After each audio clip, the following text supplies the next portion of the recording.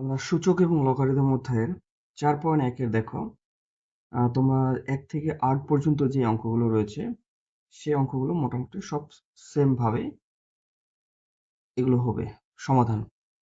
তো আমরা এই অঙ্কগুলো করার জন্য প্রথমে আমরা আসলে এখান থেকে আমি গোটা 2-3 অঙ্ক করে দিলে 2টা বা 3টা অঙ্ক করে দিলে তোমরা এই অঙ্কগুলো সবগুলোই করতে পারবে।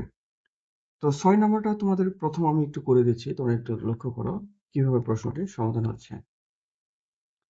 দেখো অঙ্কটি দিয়ে আছে যে √x inverse 1y into √y inverse 1z into √z inverse 1x, এটা আমাদের সরল করতে বলছে।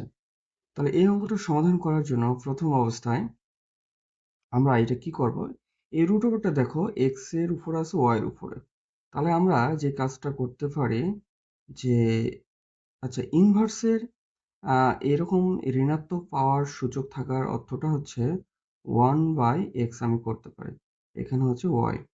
ঠিক এটাকেও আমি একইভাবে 1/y ইন্টু জেড, আর এটাকেও একইভাবে লিখতে পারি 1/z ইন্টু এক্স।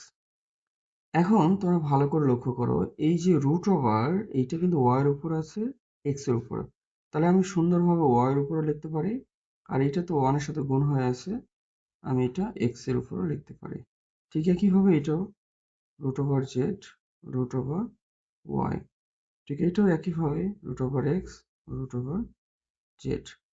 তাহলে দেখো এখন যে কাজটা হবে যে আমরা কিন্তু সুন্দরভাবে দেখো √y এখানে y, তাহলে এটা ভ্যানিশ হয়ে যায়, এটা ভ্যানিশ হয়, এটা ভ্যানিশ হয়, তাহলে আমাদের উত্তর কত থাকে 1 হচ্ছে এই প্রশ্নের আমাদের সমাধান।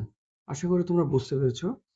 তো এটা হচ্ছে 4.1 এর যে 6 নম্বর অঙ্ক, সেই অঙ্কটা আমরা সমাধান করলাম।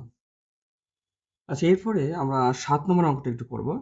দেখো এখানে যেটা দেওয়া আছে মূল বইয়ে যে 2n+4 minus 4 into 2n+1 divided 2n+2 divided 2, তাহলে এটা আমাদের সরল করতে হবে। তাহলে আমরা দেখো এই অঙ্কটা সমাধান করার জন্য প্রথমে আমি অঙ্কটা তুলে নিয়েছি। তাহলে আমরা এখানে যে কাজটা করব যে এই যে 2n+1 এইরকম রূপটা এখানেও আমরা সাজিয়ে নেব। তাহলে কি হবে 2n+1 + 3 মাইনাস এখানে যা আছে তাই,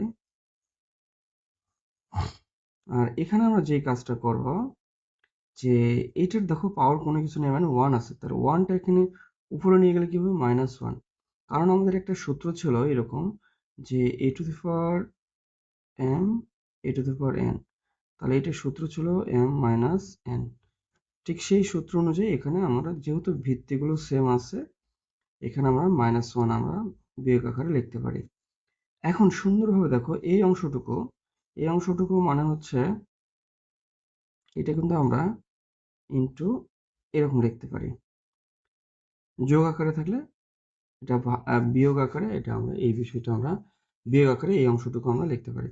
তাহলে এখান থেকে দেখো এই অংশটুকু আমি কমন নিচ্ছি, 2n+1 ডিভাইডেড 2^3 থাকবে, কারণ এই 2 প্রত্যেকটার উপরে পাওয়ার আকারে আছে, আর এখানে হচ্ছে আমি এটা কমন নিলে এখানে 4 থাকে, আর এই অংশটুকু দেখো বিয়োগ করলে যেটা দ্বারা এরকম।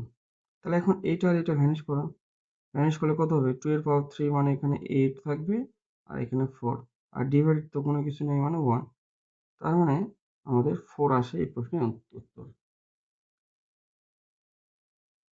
আশা করি তোমরা এই অঙ্কটা বুঝতে পারছো। এটা হচ্ছে এই প্রশ্নের সমাধান।